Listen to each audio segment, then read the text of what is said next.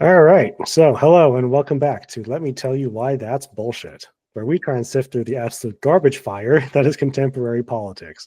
Because if it sounds too good to be true, it's probably bullshit. Just a quick note for everyone before we get ahead.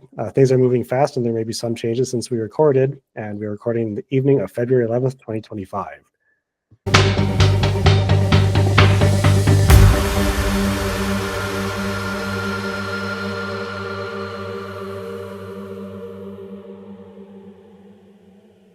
We have some very strong opinions and ideas, and I think we'll probably state those opinions now. All right. So, Nick, how are you doing today? I'm great, despite my 3 hours in the veterinary office. How are you doing? About as good as I can be, all things considered. So, yeah, it's a lot to read the news, right? And like, actually earlier today, you texted me and said, "Oh, Trump's absolutely crazy with this whole 50% tariff nonsense now." But we can talk more about that later. I meant to ask you in our pre-thing, so I guess they're going to get a bonus. Did you see Elon Musk was answering questions today in the Oval Office, standing next to Trump while he sat at his desk, and the reporters were completely ignoring Trump and only asking Elon questions, and he had on his stupid mega black hat and like that sport coat that's too big. And the best freaking part about it was that Elon's kid, the like youngest one, was with him, and Trump got stuck babysitting. I was like watching this live, and this kid at one point was just like poking at Trump, and I was like, "This is the best thing ever." And he just looked so angry. It made me so happy. So like that was fun. Oh no, I did not see that, but now I really wish I did. So I'll send you the Midas touch clip on it because it's pretty hilarious. Send me the clips. I could use a laugh. It was pretty great because Trump did not look impressed with this child. I mean, Trump never looks impressed when he's not the center of attention, right? Like I remember it was during his first administration where it was during like a G7 summit where he like went into the middle of the group, pushed everyone to the side, straightened his jacket and like his hair, like treating like a fucking parrot. And I was like, man, this dude just like zero fucking class about it. But yeah. I mean, he did manage to make the Super Bowl about him and the Gulf of America Day. I saw that too, which was also just fucking stupid and insane. We need a new maps program too, because Google changed the name of Gulf of Mexico to Gulf of America, and now I'm out on Google. Yeah. But like, I don't know who else to use. I tried to use Apple Maps and it sent me not to where I needed to be. So yeah, I mean, that's the one they always talk about on the Calgary traffic radio. Waze, that was it. They're always talking about using Waze. So I was like, all right, well. I don't know. Apple do better. Google, stop it. Yeah, right. All right. I guess we should get into the Arctic. Yeah, on the topic of stupid decisions made by stupid people, we're going to talk about the Arctic today. And for those who are unfamiliar, we are in Canada, which is the true north, strong and free. Although I was reading an article the other day that very accurately described it as the true north, more like neglected. And I was like, yeah, that's pretty accurate. And everyone seems to be really interested in the Arctic these days, and there's a variety of reasons for that. And the first of which is our first topic, is the strategic importance of the Arctic. So with climate change happening, melting ice opens up new shipping routes and access to resources that are all just have been basically hidden away under the ice sheet for the past, several millennia. Vast amounts of resources. Yeah, and there's a lot of it. And Canada makes up about 40%, or the Arctic makes up 40% of Canada's landmass, which is a very significant part of the country. And so it's vital for our sovereignty, our economy, and our Indigenous communities. Now, well, and like, sorry to cut you off, but ironically too, in terms of sovereignty, like, it's funny because the Arctic is a big reason why Trump is like, no, I'm going to put 50% tariffs on you and make you become part of the US. Yeah. This has nothing to do with fentanyl. It's all about this. Yeah. And like, it really is. Because like, so basically a lot of this boils down to a few different things. First is trade routes and like economics, because melting ice makes, shipping a lot easier.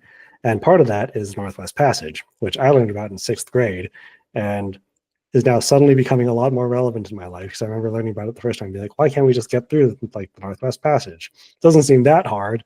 And then now being like 30 years old, I'm like, oh, makes sense. Ice is a thing. So Rio, you weren't a very bright kid, were you?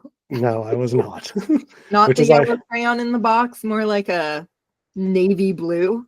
yeah, like I was a very like, I wasn't the sharpest pencil in the case either. But which is ironic because now I'm like trying to get ready for a master's degree. So like at some point something switched. I'm right there with you. I basically failed out of high school. Yeah. Now I have a master's and do this. Yeah. Life is weird. Yeah. But anyway, so shipping is a really big thing. And a lot of the reason why the Northwest Passage is also such a big thing is because it's a lot safer, right? Like you're avoiding, the Suez Canal and the Strait of Hormuz, which are, very unstable regions. There's piracy, there can be blockades, and it's also a shorter trip. So instead of taking 25 days going through the Panama Canal, it can take 16 days from Shanghai to New York via the Northwest Passage. It's So- also the shortest route from the EU, right? Yes, it is. Yeah. So instead of basically going through like all of the Atlantic, like across the whole Atlantic, you can basically go north, which is shorter, and then And there around. you go. Yeah, north and around instead of having to go south and around, right? Yeah. So yeah, we have a lot to kind of deal with when you think about just that by itself, right? And Canada claims the Northwest Passage is part of its internal waters. So Canada wants full control over travel, regulations, and environmental protections within the region. And this is something that gets challenged by both the EU and the US. And that's not, that's ignoring the other actors in the region, including Russia, right? Russia and now China. Yeah. Denmark. Yeah, China, Denmark, like almost every Arctic country is trying to claim more and more of the Arctic as it becomes like more strategically relevant. And again, kind of tying this back to our resources, like the resources that are available to it, it's really says a lot about like, yeah, you know what, this is why you want to go there, because that's where you get rare earth metals like oil and gas. I can't remember the other thing in our notes, and I don't want to scroll through the whole sheet, but yeah, we have a lot of stuff like that. So I think right now, so it has the rare earth minerals, which Trump is clearly interested in because he's trying to get the Ukraine to pay him in rare earth metals for like aid. And then it has something like 30 or 35% of all the natural gas of like undiscovered natural gas, which is huge. Yep. And 13% of undiscovered oil, which is now opening up. So like it's not small, and that's all untapped as of now, right? So you have the Chinese moving in with Russia, who has clearly made some kind of deal with Russia to get access to the Arctic because according to Canadian intelligence, the Chinese are flying missions now with the Russians, which was not happening even 5 years ago. So yeah, I'm sure we'll get into that, but it's not a small small thing. Countries want it. Yeah, it's a very significant thing. And on the topic of like Russia flying missions with China, like before, like yesterday while I was doing some prep for this podcast, I came across something from CBC Radio, and it was an interview with it was a political science professor who was explaining like, China flying these like ostensibly weather balloons that are totally just spy balloons, wherever they can just to gather data.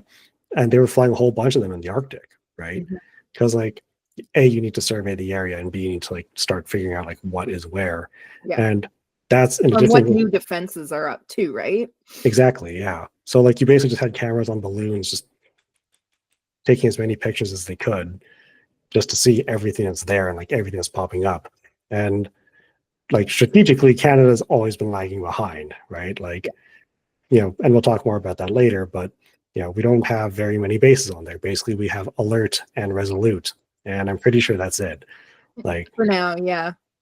The other thing it is, and this was a big thing that came up in Parliament before it got shut down, or I should say paused, because not to confuse it with U.S. shutdown, is that flying those drones, and they kept flying their planes like closer and closer. Like that's just a test of boundaries too, right? Yeah. Like how many people do they have up there? Do they have any military defense? And how close are they going to let us get to the shores before it becomes a problem? Yeah. It And they turned also, out really close. yeah. And that's how they test also like reaction times, right? Because like if you're flying a jet like as close as you can, we have NORAD, but another problem is that NORAD's just like super out of date, right? Like all the equipment up there is just like from the 70s and 80s and hasn't been really touched since like, you know, I'm pretty sure around like 1995, 1999 was the last time I really heard anything about NORAD. And I even saw in like, it was in the Department of Defense's policy doc on the Arctic that part of their plan is to start modernizing the equipment there, right? And like, Canada's Air Force is puny, so we kind of depend on the US, because when that balloon got shot down, there was also a US F-20 or F-22, which was hilarious that the first aerial kill of an F-22 was that, but also that was the first aerial kill of a US plane in almost 40, 50 years. Like there's a lot, right? Continuing on the topic of resources, though, because apparently Donald Trump's like really dead set on getting rare earth minerals wherever he can. The US, Canada, Greenland are all other competitors in the area as well, right? And part of that, and part of the reason why Donald Trump seems to be also focusing in on Greenland and taking over, is because of the reserves of rare earth minerals, including uranium and potential oil and gas deposits. And I'm not sure if you knew this, Nick, but like I learned a little bit more about Project 2025 recently as well. I read that thing cover to cover. I don't recommend it. Oh yeah, like absolutely That's one way to mental destroy health your destroying mental health. document. And for the record, as a total side note, they are pulling their executive orders word for word out of that thing. So fun times. And one of them was like expand Arctic. and build more nuclear weapons, right? So like you need uranium to do that, and having control over the like uranium and other like minerals that are in Greenland. There's lithium up there too, isn't there? There is, yeah. Wow. And there's actually lithium in the Canadian Arctic too. That's not currently controlled by a Canadian company. Fun fact. That's not surprising. Yeah, sold to a Chinese company. Like I was just thinking, I bet it's China. Yep. Sold to a Chinese company under the Trudeau government, which is why I'm like, thanks, Trudeau. Yeah, thanks. Really appreciate it. Shut up, it. Rio. We don't want Polyev to find that out. I know. Next thing you know, he'll be standing behind no more China sites. Yeah. If Polyev listens to this podcast, you're welcome. I'd expect some royalties too. My consult fee is $100,000 a minute. Yep. All right. Continuing on, though, part of the resource issues as well is because of the UN Conventions on the Law of the Sea, there's so many, you have a certain amount of time to make a claim before you're granted like control over the area that you say that you control, right? That's the UN, right? Yeah, UN Conventions of the Law of the Sea. Which are only, I think it's important to note that they're only recommendations. Nobody actually has to follow it. Yeah, exactly. It's kind of like... Which is part of the problem. Yeah, it's the UN suggestions, right? Like, and it's the same thing that we're kind of seeing now, is that they're all considered suggestions, more or less. And what you can do after you like ratify the conventions of the Law of the Sea is you have 30 years to make a claim to a certain area that you say is yours, that you have to prove is geologically part of your whatever plate that you're on, right? And I learned, because I also had to read the Wikipedia article on this, Canada, Greenland, Russia, we all have major claims there, but so do Sweden, Finland, Denmark, basically anyone in the Arctic, and everyone's making claims fighting over who gets what, right? But like what's interesting about like today and this happening now versus like, in the 80s or 90s is just like the political climate. You look at Trump and world leaders go, well, so if I'm Putin and I'm like pretending to be a good, world citizen, which, he's not very good at because he like poisons people and stuff. Yep. But he does try to like pretend that he's a good world citizen. If you're Putin looking at this dumpster fire, you're like, sweet, I don't have to pretend anymore. This is mine. Fuck off. Whereas like, and it's in the notes later, but Denmark and Canada have this like ongoing battle over an island that's now been settled, but for like decades, every like a Canadian would go there, plant the flag, leave a bottle of whiskey. The Danes would go there, plant their flag, and leave a bottle of schnapps. Like, and then their deal was split the island in half. Yep. That would not have and that was finally in 2022. But we're just in like such a different political climate that it makes the territorial disputes just so much more dangerous, especially where Russia is involved, because he also has the backing of the Chinese now. Which means he also has the backing of the North Koreans. Which, the trifecta of dudes you definitely don't want to get on the like bad side of, right? And I wanted to mention this one because we have it in our notes, and also because it turns out it's a lot more significant than we originally had in our notes. But the Lomonosov Ridge dispute, pardon my pronunciation, it's an underwater ridge claimed by Russia, Canada, and Denmark. And all of them say that it's part of their exclusive economic zones under the UN Conventions of the Law of the Sea. Because if anyone can prove that's part of their continental shelf, they can claim rights to the resources on the seafloor, which includes oil and gas and minerals. And Russia has submitted several like really aggressive claims about it.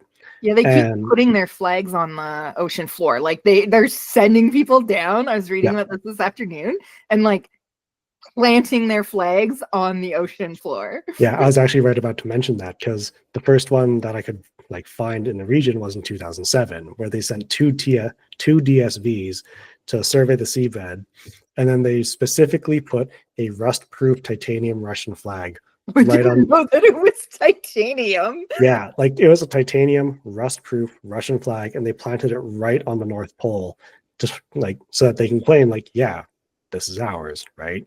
Because they're trying to prove that geologically it's theirs, but also just trying to say like, no, it's ours. Like, we're claiming this now, even if it's not like approved in in any sort of way. Well, that's kind of the difference right now, right? Like, geographically and geologically, like those are like scientific things that you can, in theory, invest a bunch of money in science to go and prove.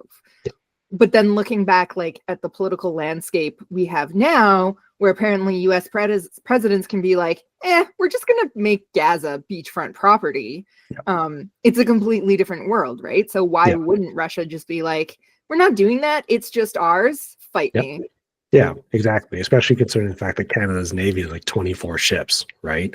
Like, and of those 24 ships, I also learned this recently, it's like we have 4 diesel submarines that we purchased secondhand from the UK, which are not capable of going into deep Arctic water.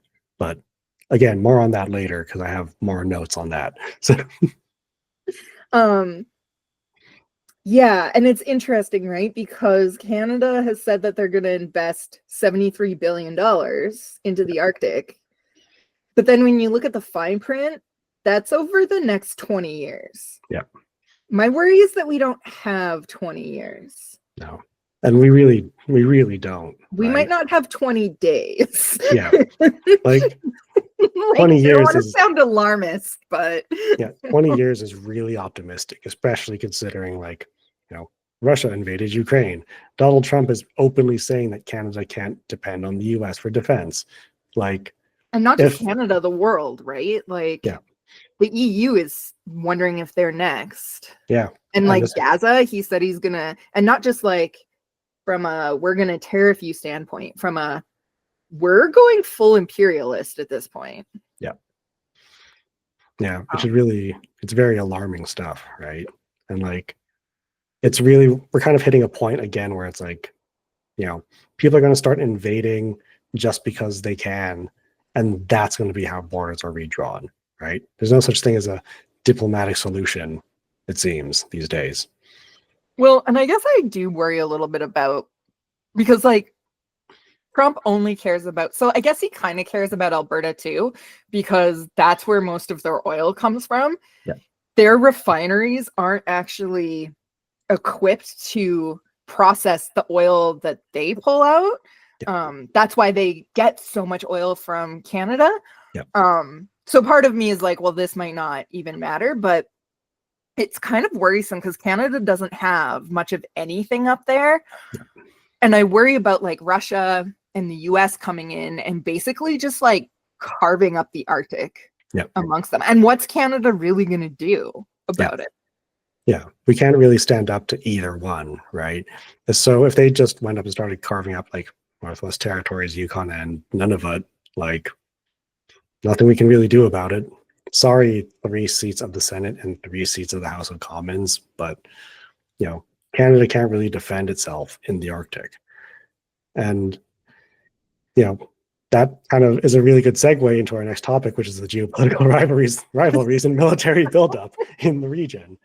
Because I planned it that way, Rio. Yep. So that's great because on the topic of things that Canada doesn't have, Russia controls nearly 50% of the Arctic coastline, and this includes approximately 20 military bases in the region. Like these are. And how many do we have now? 3? 2? Yeah, Canada has 2. We have Resolute and Alert. And then Greenland has 1 plus the US one? Yeah. So, or is it just the US one? I'm pretty sure it's 1 plus the US one. I'm pretty sure it's I didn't do like a lot of research into that part, but I'm pretty sure it's a Danish base. Yeah, so 5 Either way, versus it's 20. not 20. Yeah. You know, just a solid 4 times more than what the West has stationed. You know, Russia has been thinking about this for a long time. And, you know, in addition to these bases, they also have, you know, increasing nuclear submarine patrols. They've deployed hypersonic missile systems. They operate the largest fleet of icebreakers in the region, which includes nuclear-powered icebreakers, which, again, allows them to control Arctic trade routes all year round. And they plan to continue to expand that influence with more icebreakers and Arctic warships. So that means that Russia is the largest northern fleet, or Russia's northern fleet is the largest naval force in the region, specifically designed for Arctic warfare, and they regularly conduct drills in the region. Now, which have been actually like gearing up too. Yeah. And expanding into Canadian territory, which is what sort of alerted Canada to the problem, because they started seeing Chinese planes and they were like, what the F is that? Yep. Like, which again, it kind of says a lot that like Canada's kind of just so lagged behind that it took that to wake them up, right?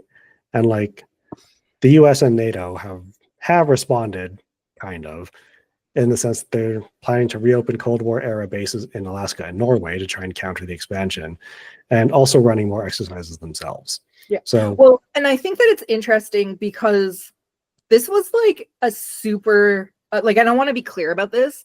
This was a bipartisan failure for both the Harper governments and the Trudeau governments. Like, we knew that Russia was building up this stuff in probably somewhere between 2005, 2006. This was like key Harper era. Yeah. Like he came into power in what, 2007?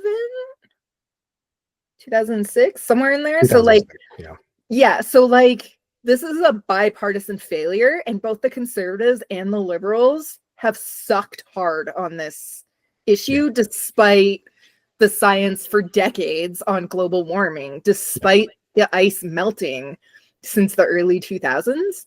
And even I just like noticed a lot of comments in like on our YouTube lately being like, oh, you're really one-sided. No.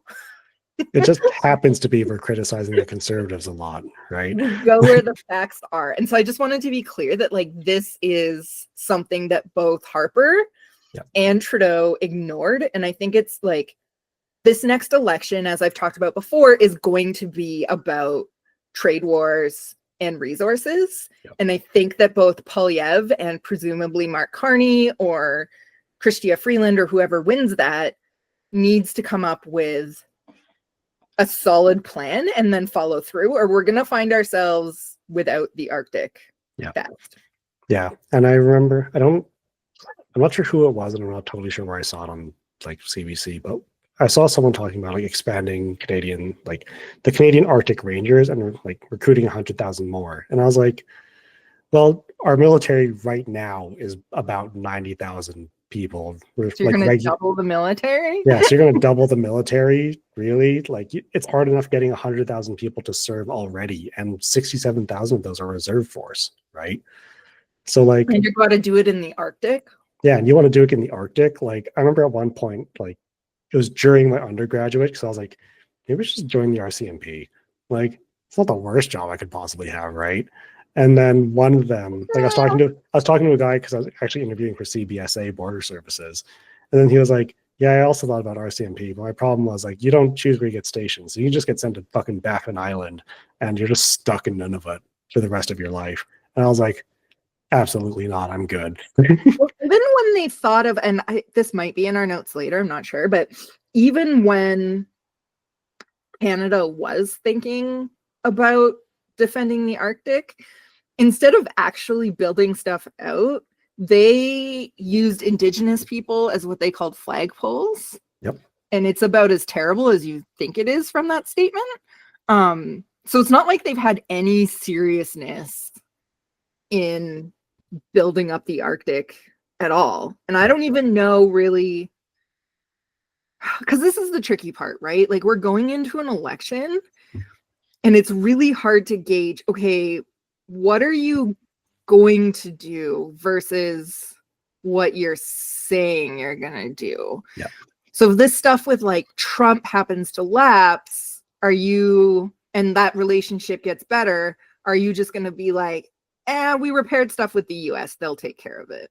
Yeah. And I think that that's one of the things that Canada failed to do, which is on the Trudeau government after Trump left in 2016, because nobody actually thought that people would vote in an actual insurrectionist again. Yeah. And convicted criminal again. And a convicted felon, right? So like, but here we are. And I think, unfortunately, for whoever is Trump's successor, which is the language Fox News used on Super Bowl Sunday, whoever comes in, Republican or Democrat, regardless of how they feel about MAGA policy, is going to have a hard time getting the world back, because the US can't be trusted. And it's like, I don't think that Americans quite understand how screwed and like destroyed their reputation has become in 3 weeks. Yeah. Well, even like, so it's bad. Yeah, so even just the other day with Trump talking about like steel and aluminum tariffs, or no, that was yesterday or this morning, it was one of the two. And, imposing steel and aluminum tariffs, like yesterday. Yeah. So things get crazy expensive when you tariff your basic building blocks, right? Like, so how are you supposed to, build cars or planes or ships if all of a sudden you're paying like 25% more on steel and aluminum, which on March 1st is going to become 50% more every time it crosses the border, right? Like, well, especially if you want to build up your Arctic defense or take the Arctic away from Russia or Canada, or Greenland, right? And here's the interesting thing about aluminum. I was watching Power and Politics on my way to the vet today, prepping for this. And they were actually talking about how the US didn't actually ramp up their steel and aluminum production when because Trump imposed these tariffs in his first term as well. And that community didn't, like that industry didn't up its production really at all. And in fact, like just this week, they were like, what are you doing? Like, we don't have enough to sustain the US. Never mind if you have imperialism motivations in mind. So it'll be interesting to see. Like, don't get me wrong, it's definitely going to slow down, especially in March, if Trump's like, oh, you have 50% tariffs for 30 days. Suddenly, like, nobody's going to buy aluminum for sure for 30 days. That's going to like destroy the industry. It could destroy the automobile. Like, they're talking right now, the automobile industry could be destroyed within days, not weeks, like days. It's just going to shut down. So it doesn't really make a lot of sense. Yeah. And that just adds a whole other layer of complexity to this problem. Yeah, and I actually heard the same thing on. It was about that from the National last night, because they were saying, or Andrew Chang was saying that because I you're, really like him. He's oh, probably my favorite, like, he's my political favorite. reporter. He's my favorite CBC host. Like I see him 10 minutes a day in the morning when I watch the national recap. It's my favorite 10 minutes of the morning. So Yeah, I really like him. yeah, but he mentioned the same thing, right? And what he was talking about was that because China produces so much more steel at like artificially low prices, you know, Mm, the US basically just continued to drop their production. And then they just continued to import from Canada and China where they can get it for cheaper. So all of a sudden now, if you're putting a huge tariff on, your steel and aluminum that you get mostly from other parts of the world, you're not going to be able to catch up in 30 days, right? Like it takes years to get that kind of infrastructure going and that kind of production going. So right. it's just really damaging to your own economy to have such huge tariffs on things that you need to import. So it's absolutely just like Which a would totally stupid matter decision. if he actually cared about the American people, but he just wants money for his sovereign fund. So Yeah, the sovereign wealth fund that most of them fail except for Norway's. So, who has oil? yeah, who has oil and Lots gas, right? of oil. Yeah, Oh, good God. Okay. yeah. So anyway, all that is to say, like, there are a lot of geopolitical rivalries in the area, and now with like China and Russia moving in together, and oh, we should also probably talk about China a bit more, and I'm like not going to skip over that because that's a really important one. Having them move in together is really detrimental to the West's interests because it makes things a lot harder for us. And part of that is the economic military influence that China is also like, they're working on with Russia. And China economically wants to influence the region with part of their Polar Silk Road, which they're trying to integrate into their Belt and Road Initiative, where they kind of just control major shipping lanes all around the world, right? So part of this is that they want to build commercial shipping routes to rival Russian and Canadian trade routes. And part of how they're doing this is by conducting scientific research missions in the Arctic, which also happen to be military intelligence operations using things like those, spy balloons that we saw a little while ago, right? And China also appears to be increasing its naval presence, in the area. And again, conducting exercises in the area, trying to gain that Arctic, operation experience. And again, that should be really concerning. Canada's Well, had it's not that. like they're going to go anywhere either, right? Yeah. I think again, it was Power and Politics that might have been talking about this. But just this idea that suddenly China it's kind of akin to this like Trump Musk friendship, right? Yeah. Musk gave Trump like $200 million or something crazy to like buy that election. Yep. Whereas China opened the doors to North Korea, who is now sending troops to Ukraine. Yep. So there's this idea that basically Russia is basically indebted to China. Yep. And I'm sure that those conversations with Xi have been like, yeah, we're doing this, we're keeping it open. You will allow us into the Arctic. And unlike Putin's opponents, he's not poisoning anyone in China. Yeah. Like, if there's one dictatorship that is worse to fuck with than Putin, yeah, it's China.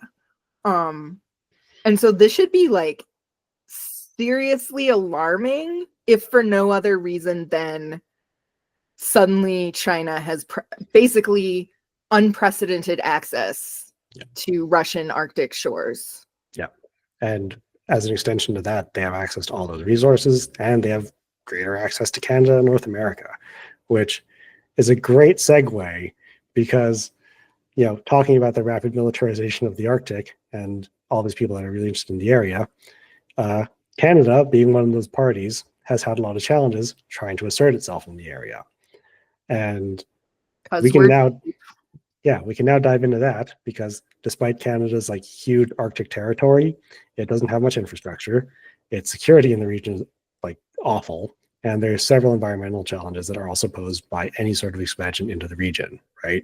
We're going from an isolated region to a geopolitical hotspot where everyone is suddenly interested. Thank you, global warming. Yeah, really excited for my summers to be suddenly full of like Chinese and Russian planes flying around.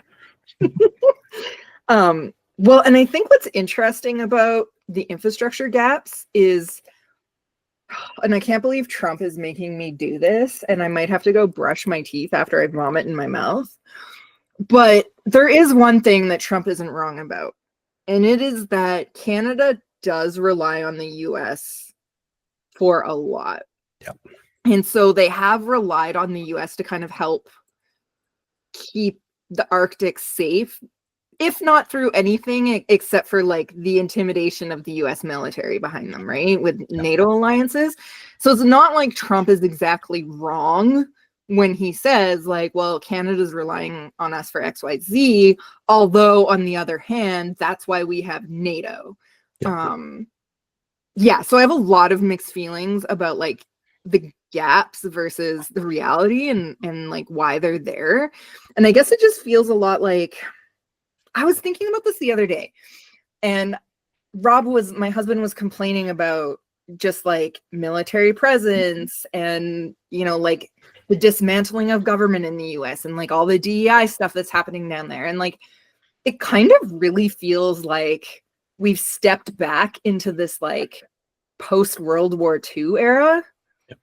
And so all I can think is like, I guess the 30s are back. Yep. Because like it really feels like every nation for themselves. Nobody can be trusted to do anything. Everybody has this like imperialist motivation behind them or resource motivation. And given the Arctic is now opening up, that means we're the most screwed. Yeah. Really? Yeah. And like I mentioned this earlier, but Canada's armed forces are only 100,000 members. And like I just pulled out the Wikipedia pages just so I can get like a quick overview of like how our capabilities are. And Canada is still flying like CF-18 Hornets in its Air Force. And like those things are ancient planes. Let me quickly pull up the Wikipedia page for that one now. But I mean, yeah. I think the only good news is right now the EU doesn't seem like our other NATO allies don't seem to be interested in this Trump bullshit. Yeah. So like France, for example, had enough of it and sent planes to Greenland and then was like, Trump, we've sent military planes to Greenland, fuck off, or, you know, we're going to get other, like, I think Germany said that they would be the next one to send planes out. Yep. So at least like where we are now, I think that we would have the backing of NATO. Yeah. But I think, was it you and I that I was talking to you when we were talking about like, okay, but how long does it take the NATO allies from Europe to like get mobilized and get over here? Because Trump's going to make it much faster up to the Arctic. Russia's going to be the same. So yeah, you and I were the ones talking about that last podcast because like we run exercises going to the Eastern Front towards Russia, but now we have to think about how are you going to go from Poland basically all the way to Canada now. You know, the logistics are completely backwards. So the lanes are probably similar, but at the same time you have a challenge of like you're going in a direction you're not used to do something you're not used to operate in an area where most of your like militaries don't operate, right? Well, I guess the threat is completely different too, right? Because like the threats, you know, the Bulwark was joking about this yesterday or the day before, wondering if they were now an Axis ally. Yeah. Because they were like, we're really confused about who our allies are at this point. Are we the baddies? Yeah, that was like exactly the question. And the problem is that like when we were running these drills and like making these prep plans, nowhere in those plans did anybody actually think that we would have to defend ourselves from the US, which is literally like under us. Yeah. So I don't know how fast. I mean, luckily Trump's not as smart as somebody like Hitler was, because I guess the difference, because people have been joking a lot lately about like, oh, well, Trump's Hitler, which isn't much of a joke because like if you look at Hitler's playbook, it's exactly the same, sans gas chambers. Instead, he's just sending American citizens to El Salvador and immigrants to Gitmo. Hitler would say one thing and be like, yeah, we're all friends. Yeah. And then meanwhile, he's building up his military and, waiting to invade Poland. Yeah. Trump just tells everyone what he is going to do. Yeah. So, At least he's upfront about his intentions. That. He really sucks at keeping a secret. Yeah. Like, he's not very good at imperialism. Yeah. And this is a little bit of fun Canadian trivia. We used to actually have a plan specifically to defend against invasion by the United States back in the just after World War I, 1919 to 1939 was when we still had it. It was called War Plan. Nope. It was called War Plan Red, and it was abolished after the 1930s because all of a sudden we were all hunky-dory and friends again.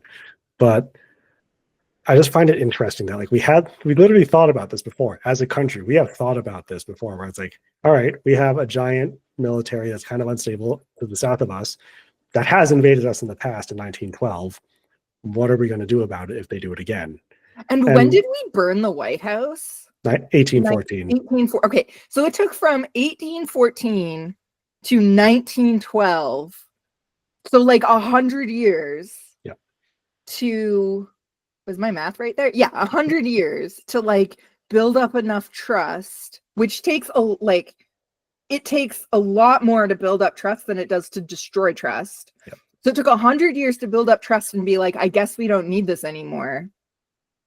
And it's going to take Trump 9 days to completely destroy that.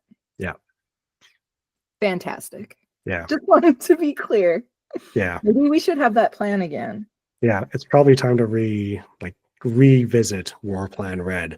And as part of that, we can talk about the infrastructure gaps that we need to fix, like our crappy icebreaker fleets, our lack of surveillance and military presence, and overall Canada just kind of doesn't have much infrastructure that's useful up there.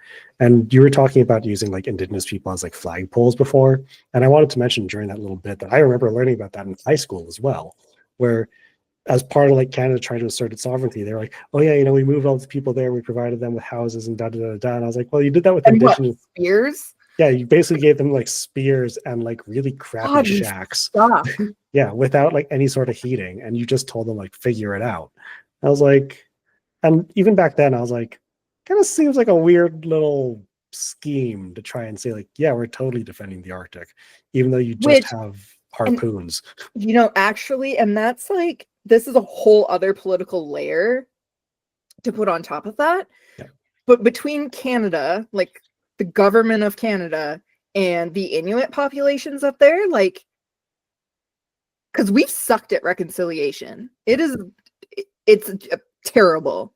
And so now we have to build up the Arctic. It's really important. Canada hasn't done any reconciliation on the flagpole stuff. I mean, we haven't even gotten safe water to one of the reserves in Alberta that hasn't had clean water in 30 years. Yeah. How do they plan on geopolitically repairing that relationship? Yeah. To get access to do their plan? Because I think it's important that we also talk about how they've made a plan for 73 billion over 20 years, which is probably with inflation going to have to pump up that number. 1.3 billion, I think, over the next 5 years it was for technology and bases and sort of not enough. No, and then you add in that layer of having to do reconciliation at the same time, and I think it's really going to matter who gets in at that point, because Poilievre's not going to do any of that. He's going to say, get the fuck out of my way. Yeah. We're doing this. Yeah. Which, politically speaking, if that's what he's going to run on, because, this could go any number of ways with him. Right now, he's focused on fentanyl, but tomorrow, maybe they change to an Arctic focus, which they've already kind of done because he started talking about it. They have an Arctic policy, but he's not going to work with Indigenous people. He's going to say, shut the fuck up. I need to do this. This is what's going to happen. And by the way, get rid of those houses right there because our military base is going there. Which like sounds dramatic and fear-mongering, but like we've done it before. Yeah. And I think something that like our city just like bulldozed a whole bunch of indigenous land for a ring road. Yep. Yeah. And like I shouldn't be laughing, but like that's how fucked up it is. yeah, we tend to ignore indigenous people. And I actually just had this thought while you were talking about that. And then thinking about like Canadian Rangers kind of also made me think about this too, is that these are people who have lived in the region for thousands of years, right? They have knowledge that no one else has, that you could absolutely use and leverage, that is strategically important, right? Because like, you know, these are people who have lived there and survived there in like the harshest climate in the world for thousands of years. They might know something about it. Yeah, they might know a thing or two about how to defend yourself in the Arctic, right? Given that we ignored the Arctic. And actually, it's interesting too that you bring that up, because this episode from December that I was listening to on CBC, like I really like that show. I find that David's pretty good. Have you watched Power and Politics? A couple times, yeah. Yeah. So like David's generally pretty good. But he did, when Jolie there was talking about indigenous knowledge, he kind of pushed back and was like, why does that matter? And I was quite impressed, because she was like, whoa, hold up. Like, we have ignored the Arctic. They know, first off, they know what's melting and where. Yep. They know where the gaps are, where those like they know about, like, for example, like wildlife populations, which you wouldn't think is a big deal, but like if you're gonna send troops there, you might want to know where, I don't know, polar bears are. Because they're gonna eat you. They're not like grizzlies. They are not fun. So like even things that you wouldn't think about, like knowing like where your local wildlife is and how the global climate change is impacting like where they are they coming closer to bases? Like the last thing you want to be worrying about when you're trying to defend against Russians and Chinese is worrying about polar bears coming in your back end, which, by the way, as somebody who spent a lot of time in northern Manitoba, is scary as shit. Yeah. Like, people might be laughing at this point, but I can't. There's just so many things that people don't think about, and Canada has ignored the Arctic for so long. It's almost like the people that have lived there, like, okay, it's so fucked up that this show, after they had like Jolie on, the next 15 minutes of that segment was 3 premiers. None of it Northwest Territories and Inuvit. When was the last time David got 3 premiers on his show to talk about anything? For our US listeners, that's basically like our governors. That's a pretty good comparison. That's a pretty accurate example. And they, again, like he was saying, like, this is what Jolie said, like, it seems weird, no? And they were like, no, because we know about our own regions. So like I find that quite striking and kind of showing the ignorance of government, because these are the people that are supposed to protect us. And like Trudeau's not listening to them. Poilievre's definitely not going to listen to them. Mark Carney is basically a conservative in. He's a red Tory. Like he's a pretty red right. Tory. Like he's definitely not Trudeau. He's like economically conservative and socially liberal at best. So I don't know, like this, it's not a good situation. It's a really hard thing to think about, and like the fact that we need that leadership there and we're just so blatantly ignoring them, and the fact that we've also so blatantly ignored just the issues of those communities for a long time. Like, so my girlfriend has a friend who actually lives in the Northwest Territories, and she was saying like, yeah, you know what, you want a box of cereal, it's like $8 to $11. Like insane. I have friends up there too, and they'll like post stuff from the grocery store, and I'm just like, or even just going up to like northern Manitoba this summer, I think I paid $25 for grapes. Like that kind of stuff is like, you can't really get food there. So imagine moving like lumber, steel, concrete, all those other things that you need to build bases and like infrastructure. Getting all of that into the north, like into the north and the Arctic is going to be crazy expensive, not to mention the cost of actually like, building it. And I'm pretty sure I have a cousin, and he's a combat engineer. He recently joined the forces, and I'm pretty sure he was recently deployed to the north. So I definitely saw just a fucking huge ass ice sheet on his Instagram at some point. And I was like, cool. So still nothing there, huh? Yeah. And like, and if you don't think that indigenous leaders aren't going to be like, hey, you should probably consult with us. So if Polyev tries to go in there, he's going to be fighting the Russians, the Chinese, Trump, and indigenous people who are sitting there screaming, "You're doing it wrong. Yeah. Listen to us." Yeah. And apparently polar bears. Yeah. Little polar bear armies. Now I'm going to be thinking about that all night. I mean, did you ever see that meme? This is probably like 15 years ago now, like bear cavalry, where it's like dudes just riding bears with machine guns. We should operationalize that idea. I think it'd be really smart. Like, first of all, Canada has a whole bunch of Kodiak grizzlies just running around. May as well put them to good use. God. I think they turn on us, Rio. We got to incentivize them. Anyway, on the topic of bear armies, that leads us to our next subject, which is Canada's Arctic defense response.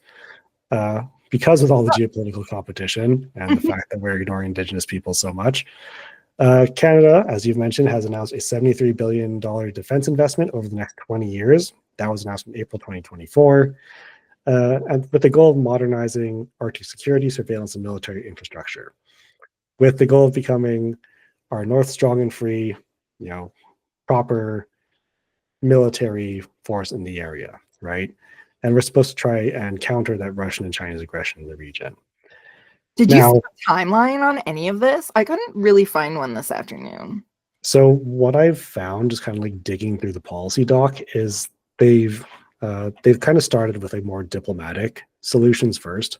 So part of this was actually opening up consulates in Alaska, and I think it was Norway and Denmark were the first like 3 that they opened up. The idea being like, well, we can now promote, our interests in the region. And part of me was like, I guess that makes sense. Another part of me is like, but now we have Trump in Russia.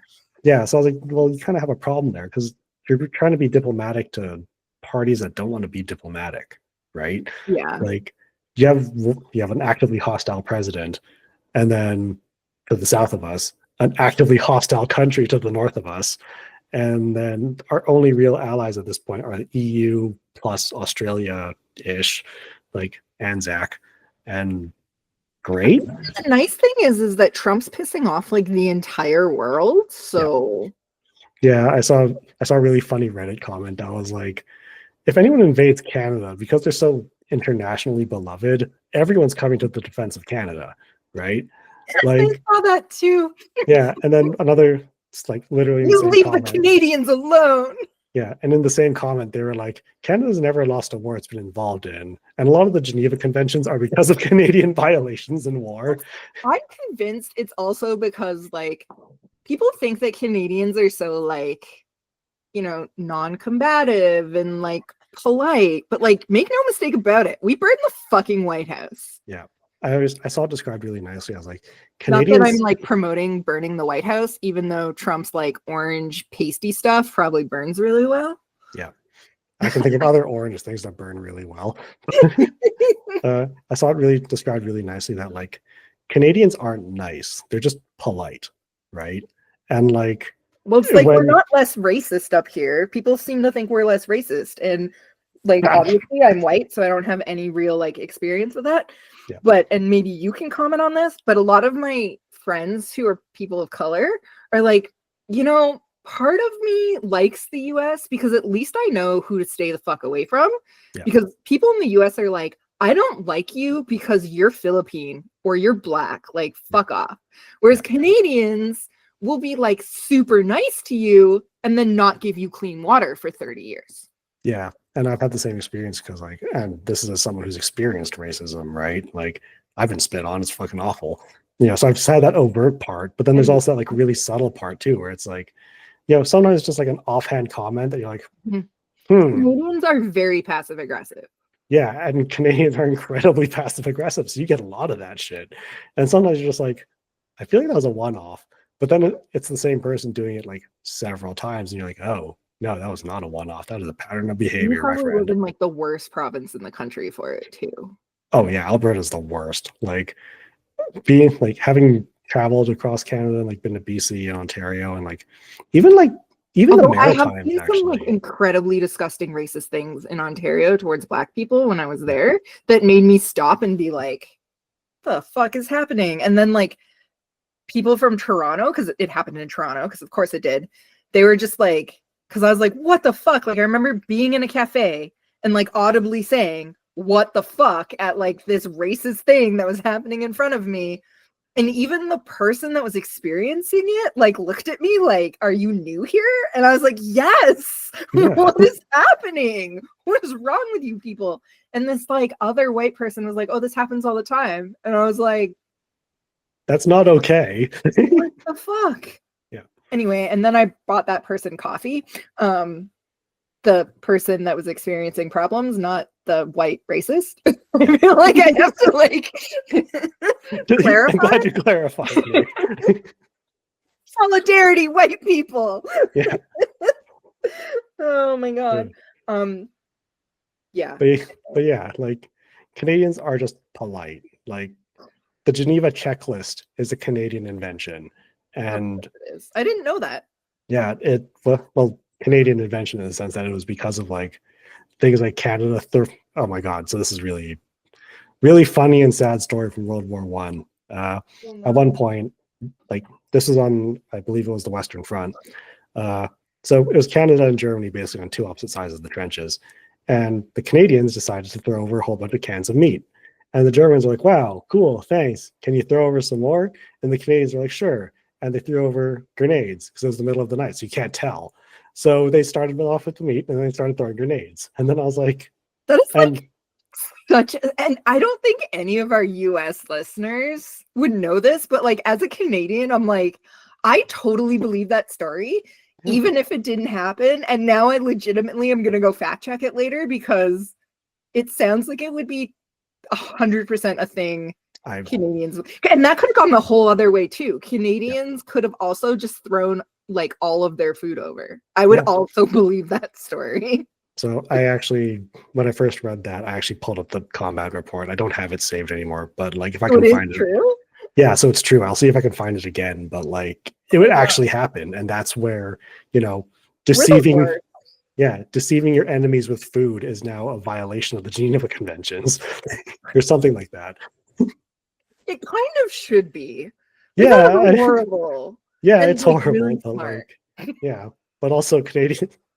This is also another fun one. Just fun fact about the Canadian military history. The UK and the US, like in World War One, their forces really like using shotguns in the trenches. The Canadians were very pro bayonets because it was quieter, so it was easier to do a trench raid with a bayonet as opposed to a shotgun. So yeah, fun fact about Canadians: like they're not nice people. They're just happen to be very polite. So yeah, that's and so depressing, but also like don't be fooled by the snowmen with spears memes, people. Yeah. And Canadians, like you were saying earlier, like I don't think we've ever been so united on anything. Yeah. Like Albertans and Quebecers agreeing on a thing, and now we might get an East pipeline. Yeah, all of a sudden we're all on the same page about like, yeah, no, we shouldn't be depending on the United States. Fuck America. Yeah, like and that's really scary too, right? For those diplomatic relations to fall, like we were talking about earlier with tourism in the US, right? Lots of people are gonna like lose their jobs, and up here, lots of people are gonna get laid off in the steel and aluminum industries in Ontario and Quebec. This all sucks. Okay. Yeah. Let's go back to icebreaker fleets. Yeah, that was a fun little diversion. Little bit of Canadian military history. before we get back to icebreaker fleets, I just want to mention this because everyone was afraid of trench raids except for the Canadian Army in the like First World War and Second World War. For some reason, Canadians love trench raids. I don't understand why, but yeah. It sounds like because they were good at it. Yeah, because they were amazing at trench raids, apparently. So really depressing history. Yeah, really depressing, but like as a military science and like military history kind of interest. Well, I'm wondering though how much of that is like, yes, we have a small military and therefore we adapt to it. Yeah. Well, right? So it's like what I mentioned with the Dictator's Handbook too, right? Like small militaries in well democratized countries like Canada being a very prime example of this, the militaries tend to be well equipped and well trained, right? And I think that's exactly what happened. Was like Canada was a relatively new democracy, but it was very well democratized because it was a British colony for such a long time.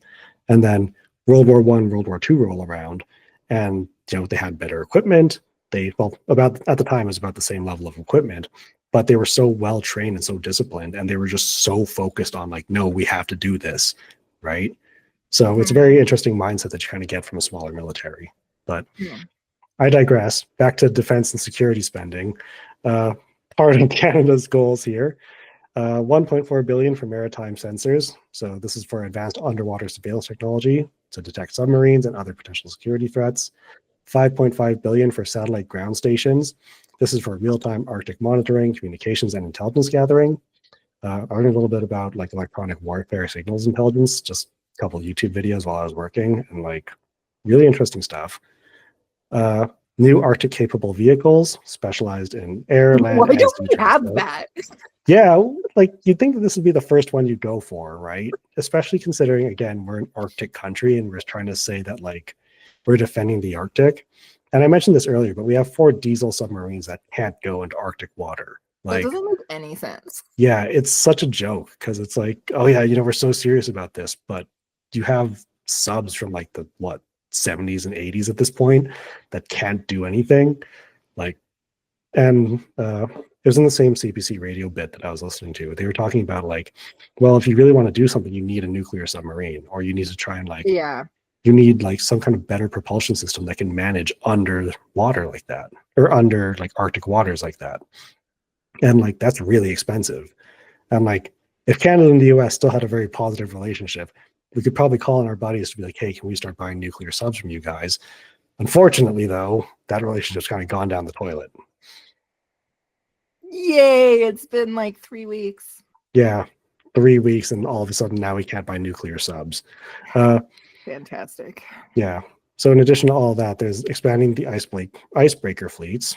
That's to counter the Russian dominance in icebreakers. And part of that, actually, I learned from the defense doc, or defense policy, was it was 2 heavy armed icebreakers was one of their goals, like actual military ships. And I was like, wow, I'm surprised we don't have that again. But well, and the worst part about all of this is like, okay, so this is the plan right now. But going back to the fact that we're going into an election with 2 complete, like, regardless of whether the Liberals or the Conservatives win, sorry, NDP, you're not winning, get over it. He's still trying to convince people that he can win. It's driving me nuts. I digress. Regardless of which government gets in, like, all of this could completely change in April. Yeah. Oh my God. Yeah. And like, it's a lot to process, especially going into an election like this too, right? Like, this is probably going to be Canada's most significant election ever. And I know, yeah, and I know like they say that about every election. It's like, oh, this is the most important election ever. It's like, no, this might actually be the most important election we've ever had. The last election we had was basically won over the cost of orange juice. Yeah. Because of things like Harper's MP spending $20 on an orange juice. Yeah. And I'm not exaggerating that. Like, literally the last election was all about like government transparency and like the waste of the Conservatives did. Like, that's where we were 15 years ago. Yeah. Like, we've come such a long way as a society. Yeah. And I want the orange juice days back. I want the days where I'm just writing a blog about Harper trying to kick out the media from the House of Commons and expensive orange juice. What simple times we used to live in, huh? I published like 3 articles on like Harper being basically a fascist, and now I want to be like, okay, pass Nicole, calm down. You Yeah. shit yet. Yeah. You ain't seen nothing yet. It gets worse. You think the 4 years for 4 pot plants is bad? Yeah. Oh, fuck, we're so screwed. Yeah. NATO's response. Do we Yeah. even have NATO anymore? Like, what happens when your biggest NATO person, entity, whatever, just goes, fuck the lot of you? What happens when 60% of NATO's budget goes out the window, basically? Because like the US contributes 900 billion to NATO, and the rest of NATO collectively contributes 600 billion. So like it's so crazy how disproportionate it is. And NATO's response in the Arctic has been to try and assert themselves, basically, right? So Norway has been launching Arctic warfare drills, including 30,000 troops from NATO countries. In 2024, there was Steadfast Defender, which was the largest NATO military exercise in the Arctic since the Cold War. And that was to test rapid deployment defense strategies in extreme conditions. That was after the Russians and Chinese started moving in, right? Yeah. Yeah. And then there was Arctic Edge in Alaska, which was a joint US-Canada exercise, which was supposed to improve interoperability between allied forces, which I guess is just going down the fucking dumpster at this point. In addition to all of that, Sweden and Finland have joined NATO recently, which is great because they have Arctic military forces and Arctic experience. And Finland has a notorious hatred for Russia, which I think is absolutely hilarious. Really? Where'd that even come from? Yeah, I wonder where it came from. That whole like post-World War II invasion. I actually don't know very much about Finland at all. Oh, okay, so this is again me just being military history nerd. So post-World War II, when like the USSR was expanding, part of that was invading Finland, right? Oh, okay. Yeah, and Finland didn't want that, so they fought back as far as they could, and that's where I don't remember what his name was, but there's one story that came out of that war, and it was a Finnish sniper who had like over 100 or something like over 100 confirmed kills, like without a scope, using like a rifle from the 1940s. And like this guy would basically just like hide in the tree line, like wait for a Russian to stick his head out, like, and then pop him. And part of the reason why it took so long for him to get like caught or discovered was because he had lived in Finland his whole life. He knew the winter, so he knew what to do to stay hidden in the winter. Hey, you know what that sounds like? It sounds like Canada should be listening to Indigenous people in the North. Yeah, right. So you have that, where you have like that. There's that now culture of just like, nah, fuck those guys, in addition to just that knowledge and experience of operating in that space, which Sweden and Finland bring to the table in droves. Like these are countries that have lived like super close to Russia in the Arctic forever.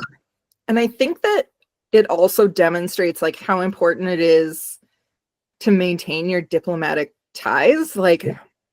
I'm not shocked, but I'm also kind of shocked at the Democrats in the US for not being able to like recognize this as like oh shit, our Canadian diplomacy isn't gonna make it till the midterms. Yep. Like this happened post World War II. Is that what you said? Yeah. And they're still pissed off about it. Yeah. Like so like well, because keep in mind that like Finland was under Russian control basically until the collapse of the USSR. So that's 50-ish years of oppression. Like, a lot of hatred can build up in 50 years. Or in the case of Canada, Star Trek joke here about Cardassians.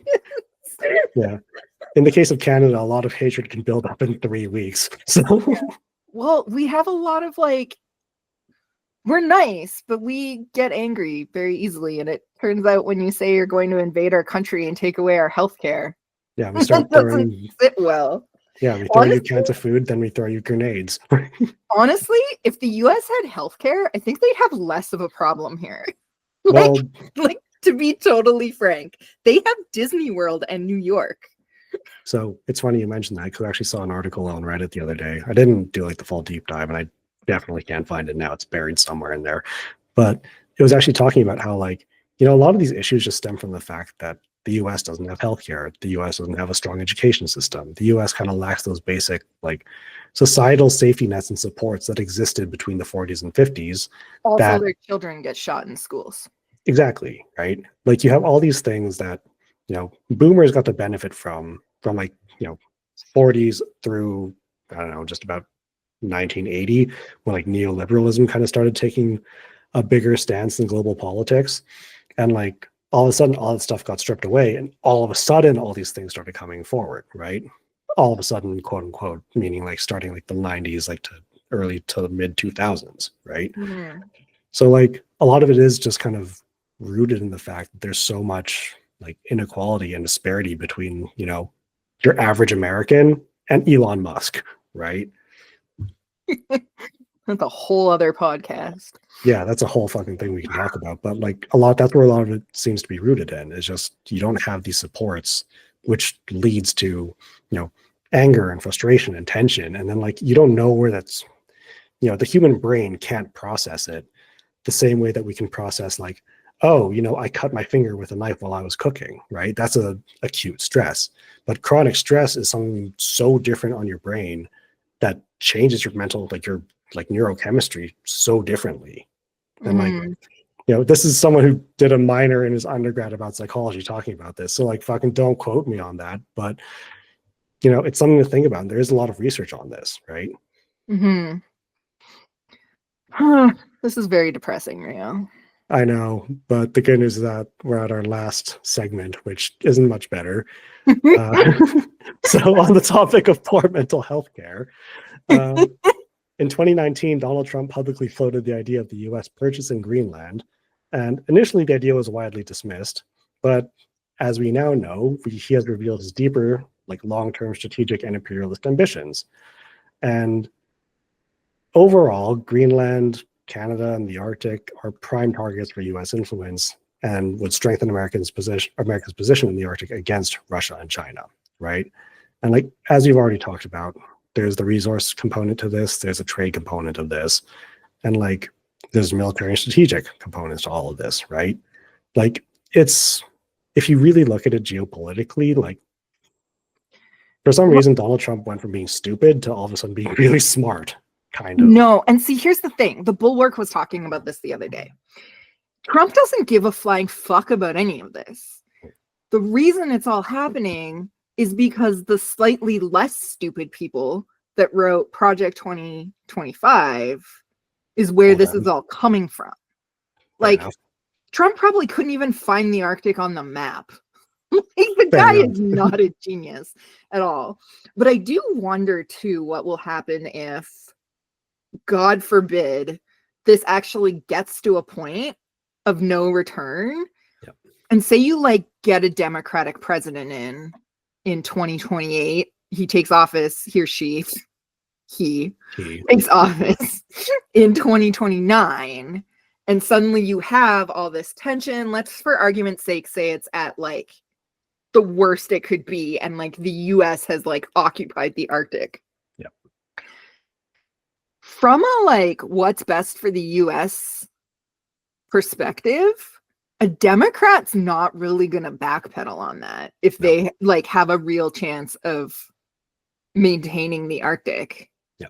Like, and again, I don't want to fearmonger, but these are like things that you have to think about in a what's done is done kind of mentality, especially if Trump like completely destroys the relationship with Canada, which obviously he will do.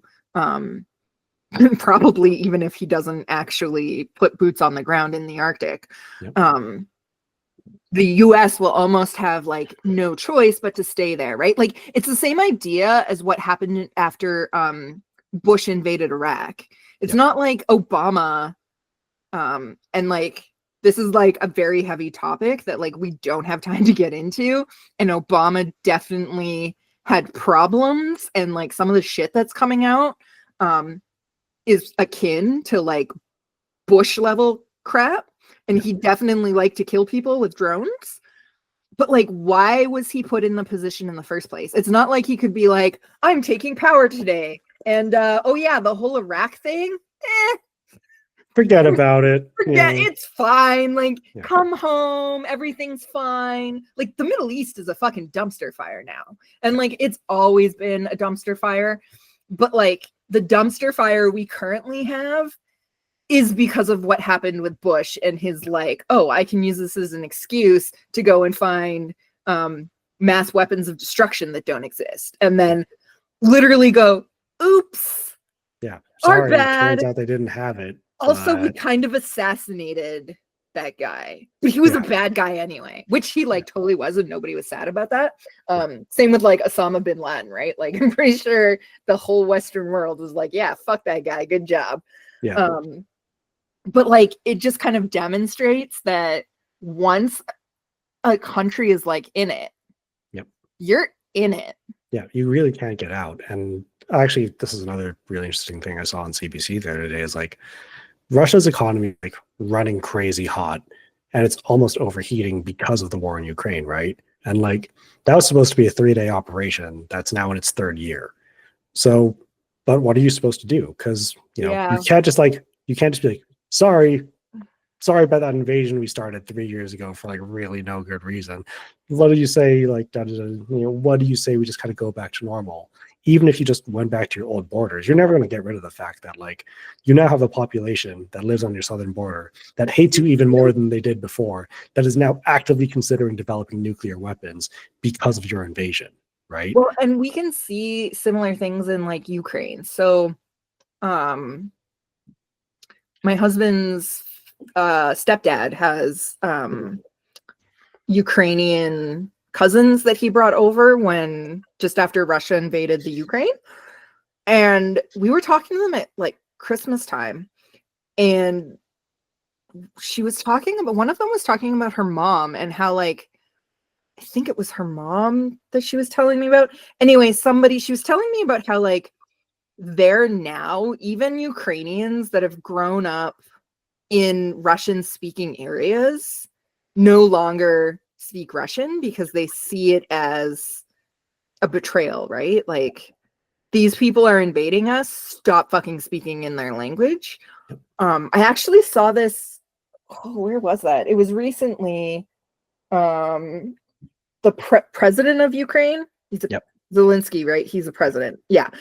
He was being interviewed by a US talk show host or somebody in the US who spoke Russian, and he was trying to like engage with Zelensky in Russian, and Zelensky was like, I'm not fucking speaking in Russian.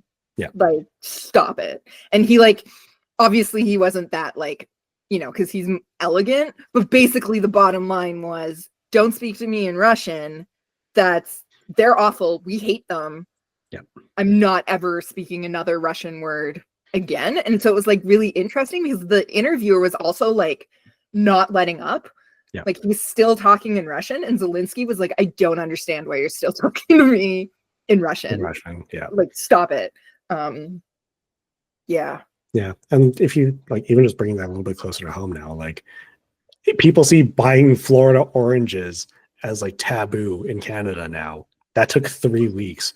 And like, we went like, so my girlfriend and I went to Costco like, 2 weeks ago now. And like, I was actually frustrated that I couldn't find non-American oranges, but like I wanted oranges. So I was like, okay, so I can go here and pay like, $11 in the box that I'm going to pay, $17 for at Safeway. And I was like, I was just one of those moments where like, God fucking damn it. Eat a different fruit, Rio. I know. And then I had the same issue with Spam because literally like we were like, there's no Canadian equivalent to Spam. That's an American invention. Oh, you eat Spam? Filipino thing, man. I know, but like, I didn't think it was an actual thing. Oh, that's so gross. I mean, you gotta like. You need food? I'll give you food. Please eat better. It's a weekend treat. So. Spam is not a treat, Rio. It is for us. Poor man. Anyway, all that is to say is like, oh my God. Anyway, all that is to say, back on topic, is like the betrayal, like the damage you can do to like, your international relationships just by like, starting a trade war, invading your I like, still buy neighbors. French's ketchup after the last trade war. Yeah, and like, I've started buying French's ketchup. I switched everything to Canadian. At least like picked up a bottle of like American maple Isn't, syrup. like, French's ketchup like really weird at first. Yeah, it has a weird Right? taste, right? It gets better. Yeah, Now but I taste Heinz and I'm like, this stuff's gross. yeah, but I also like. I was joking with my girlfriend, like, because she picked up a bottle of American maple syrup, and then I was What? like, yeah, and I was like, we can't buy that. It's not Canadian. And then like, so like, Did you see the 22 minutes skit? yeah, I did. Americans are talking about Jon Stewart like showed that sketch, or was it Seth Meyers? One of the two like showed that sketch. Yeah, I saw it, and I was like, and that's why I'm checking everything, right? Because I'm like, no, you can't buy American maple syrup. And I was like, I mean, you can't buy American maple syrup anyway. Um, Quebec is like right here. fun fact, you can. I think it's. Oh, You well, shouldn't. That is I an don't. atrocity. You shouldn't, but you can.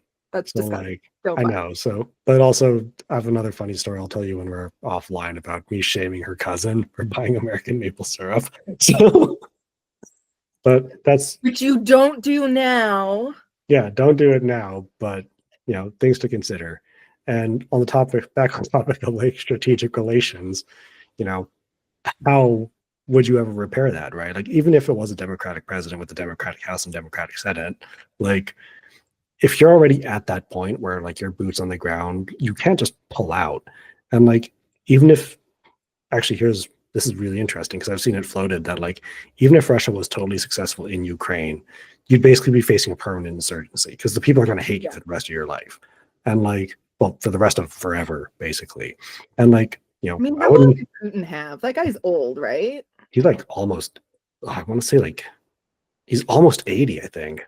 Like, Yeah, he's got to be like Trump's age, right? yeah, Although and he's much healthier than Trump. Trump's gonna die of a heart attack after eating McDonald's. yeah, Putin still like apparently works out and stuff. I yeah, think that's a side of being like a former KGB operative and also wanting, half the world wants to kill you. yeah. You probably have to be a little bit healthy for that, right? But yeah, and the same thing with Canada, right? Like I mentioned, we'll throw you cans of food, and then the Canadian Army will throw grenades at you after you're comfortable getting food from us. Don't So, tell like, them our tricks, Rio. dude, We need to distract them with our snowman army first. it's been 100 years. Anyway, but right, but yeah, like that's what you're facing if that ever happens. You'd probably actually have a Canadian insurgency, which I dread to see what that would be like because Canadians are Canadians are very stabby as well. Fun fact. Like, Yeah, we don't like guns. We like knives. yeah, it's And more also personal that broken way. glass bottles. It was interesting. I remember sitting in like a criminology class in university, and the professor took out like crime stats, and it was like an overlay of violent crime in America per capita and violent crime in Canada per capita, and then overlaid on that was like the death rate. Yeah. And he was like, see, we don't actually have less violent crime. We just like to stab people, so people die less from that. Yeah. Whereas like Americans shoot each other, and that's like more deadly. Yeah. So it was just kind of interesting, like seeing that, and I was like, shit, we do get stabby. Yeah. Canadians like it to be more personal, like shooting a gun is very like, oh, you're all the way over there. But when it's a knife, you have to be in their space. So it's a lot more personal. So yeah. We are terrifying. Yeah. We have a very interesting culture. If you really start to like peel apart the layers of what it means to be Canadian, it's very interesting. And apparently Tim Hortons. Yeah. Which Tim is Hortons, disgusting, and don't ever drink it. Yeah, Tim Hortons is bad coffee. Go to Second Cup. Not sponsored. Second Cup does have some good coffee though, and their hot chocolate's really good too. Yeah, we're not sponsored by Second Cup yet. But if you are a Second Cup looking to get sponsored, yeah, let us know. Or not, since we're doing it for free. Yeah. Anyway, so I think that's a good part to kind of like end off the thoughts on like strategic considerations, because and we've already talked about Russia and China so much that like really at this point, I think a lot of it just kind of boils down to how America's Russia and China. Yeah, well, a lot of it's like, how is America going to handle its relationship with its allies, especially allies, quote unquote, especially when those relationships are just fundamentally changed. I And mean, like, they're not. yeah, they're not. Even when they try, like Marco Rubio tried to walk back the whole Gaza thing. He was like, no, that's not what he meant. He just meant this. And then literally the next day, Trump was like, no, I meant beachfront property. Like, He just doubled down. Rubio was like, oh my God. That must be the most stressful place to work. Like, the White House is They all probably did it stressful to in general, but themselves. like, yeah, They have no sympathy for me. You're stuck with Elon Musk and Trump. Congratulations. yeah, Even today, Americans were arguing about how, like, because Musk in that clip that I sent you stood up and was like, this is what America voted for.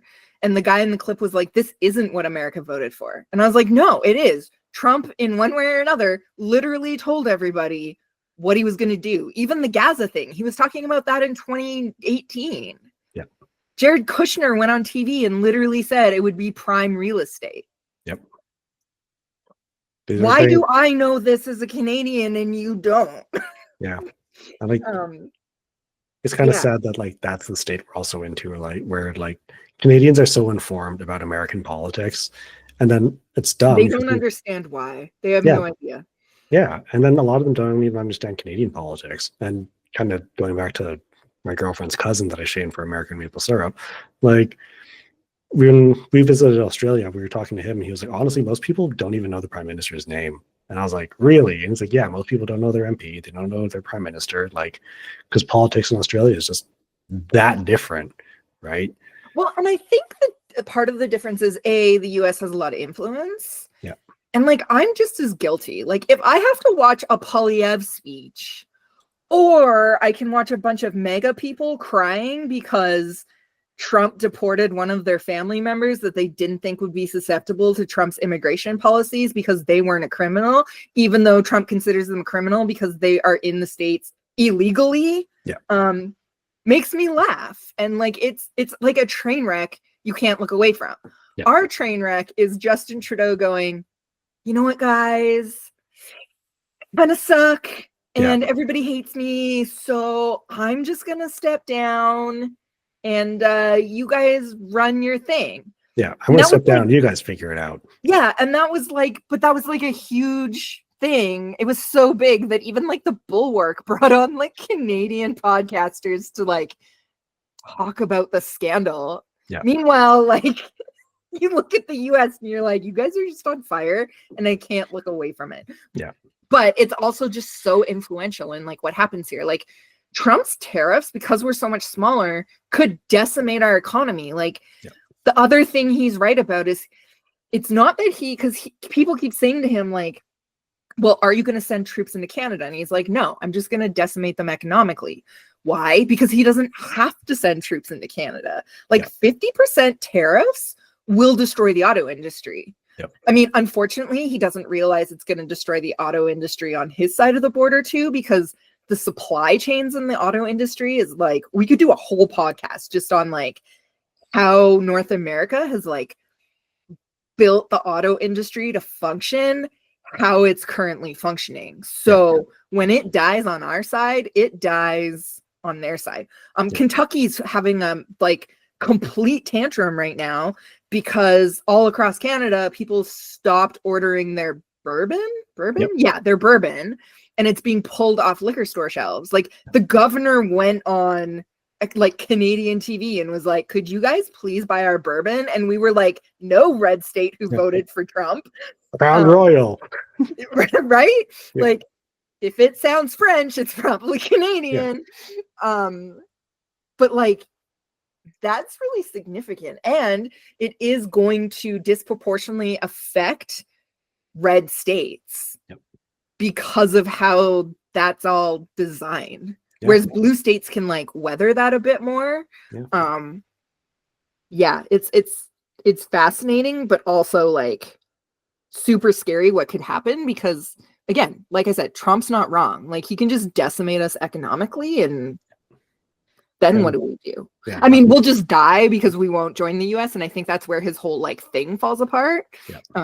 We'll just have like 60% unemployment, I guess. Cool. Fun times ahead. We're stubborn too. Yeah, Canadians are vehemently against becoming Americans.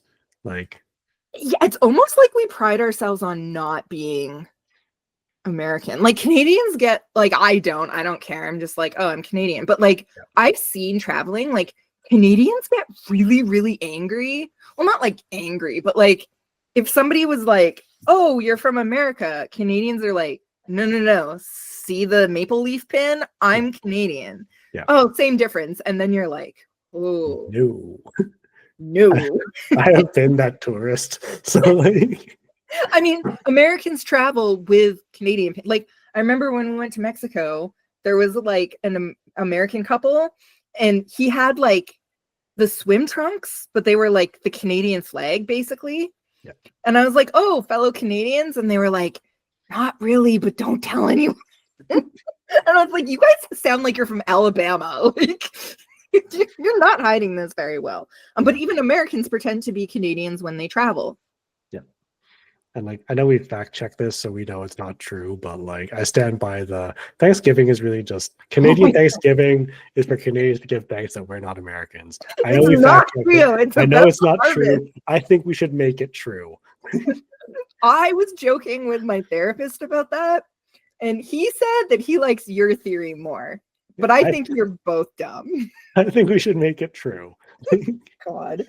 Right now is probably the perfect time to make that true. Like, I bet if in October people started sending it around, celebrate that we're not American. If this shit's going on, you might be able to make that fly. Oh, I'm starting that this October. Thank you for the idea. I think that's like a great place to end on. Yeah. Thanksgiving is the celebrating not being American. Yeah. I will clarify though, like we joke, but we do. I have lots of friends in the US, and it's actually really scary for me to think like what's going on down there. And I like see their Facebook pages. I have one friend who actually lived through like the civil rights movement. She's an older lady who I think is like legitimately terrified at what's happening to their country. So like we know that not all Americans are to blame for this. We know that like 50% of the population doesn't support Trump. Yeah. But unfortunately, Canadians have to be this way because your president is Trump. Yeah. So no, we still love you if you didn't vote for Trump. But we can't buy your crap right now. Yeah. Like I have a lot of family. Or go to Orlando and see Harry Potter World. Yeah. I have a lot of family in the States, and like I was telling you this before we got on, but like we're not going to San Francisco anymore to visit my aunt, specifically because of the trade war. So like, I actually was thinking of just messaging her and being like, hey, so like trade war, and also your dollar is a lot better than ours. Why don't you just come back here? But yeah, but actually I'll send her a message after this. Yeah. But like, yeah, I mean, we were going to go to Orlando, and Rob wanted to go to Portland and San Francisco. Our travel budget, like we saved up a lot for this year, like over a 5-year period. Our travel budget alone for this year was $12,000. Yeah. That shit is now going to Japan. Rob's going to see Tokyo and Kyoto, and I'm taking my ass to Universal Studios Japan. So I don't need no Orlando, Florida for Harry Potter World, because fun fact, apparently they have that and a Sailor Moon ride. Yeah. So pop that, Orlando. Yeah. And then I'm gonna go they even have Tokyo Disney. I literally need America for nothing. So we're gonna spend our $12K, unless my dog costs a lot of money, but like that's a whole other thing. We're gonna spend our $12K that would have gone to the US in Japan. Who also has a weaker yen than our dollar, although that's... How much longer? Who knows? I don't know. I bought Japanese cash in like I bought $2,000 in yen in like January, because I was like, this is not going anywhere good. Yeah. And I'm gonna buy a lot of Pokemon plushies. But yeah, so we're taking $12,000 just from our house that would have gone to America, that's now going to Japan. Yeah. And I know we're not the only Canadians that have done that. Like, you're leaving on Friday to go somewhere, and you were gonna go to the States. But East Asia. So exactly 100% of us in this conversation have canceled American travel plans this year at significant cost, and that's just two of us. Yeah, we don't need to be told to like fight. And I think we were talking about this before too, right? Like our MP went on a American podcast, and they said like, what would you tell Canadians to do? And he said, I don't need to tell Canadians to do anything. They're not buying American products because they're all on the bottom shelf at the grocery store, and they're all canceling their travel plans to the US, which we're seeing through statements from the Tourism Association in America. So we love you, but we're building a wall and not coming there for 4 years. Yeah. Anyway, all that is to say, and the bottom line of today's podcast is the future of the Arctic is uncertain. And Canada, as the true North, strong and free, will continue to try to be the true North, strong and free.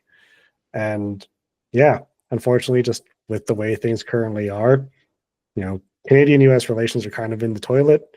But hey, you know, we don't really need you because we'll buy Crown Royal, Canadian maple syrup, and craft dinner. That's all we really need. Universal Japan. Yeah, go to Universal Japan, and I'm going to the UK maybe this summer. So take that, America. On that note, guys, we will see you in a couple weeks. Yeah, thank you for joining us. And remember, if it sounds like bullshit, it probably is. You made it this far, you're clearly fired up. So don't let the algorithm bury this. Hit like, drop a comment, and subscribe so you don't miss the next rant. And if you really want to shake things up, share this with someone who needs to hear it. Let's keep the pressure on, and I'll see you next time. Thanks, guys.